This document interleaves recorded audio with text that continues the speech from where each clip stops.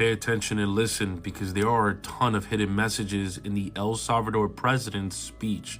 Look. For instance, the financial situation of the United States.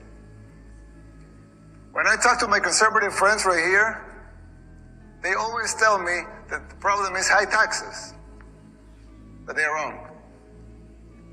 Of course, high taxes are extremely high here in the United States. I give you that. You're right in that. But that's not the real problem. The real problem is not the high taxes themselves, but the fact that they are not even really funding the government. But even those high taxes, higher than a lot of places in the world, but even those taxes are really funding the government. So who's financing the government? Government is financed by treasury bonds, paper. And who buys the treasury bonds? Mostly the Fed. And how does the Fed buy them? By printing money. But what backing does the Fed have for that money being printed? The treasury bonds themselves. So basically, you finance the government by printing money out of thin air. Someone could ask, well, so if the government can print unlimited amounts of money out of thin air, why did they collect taxes?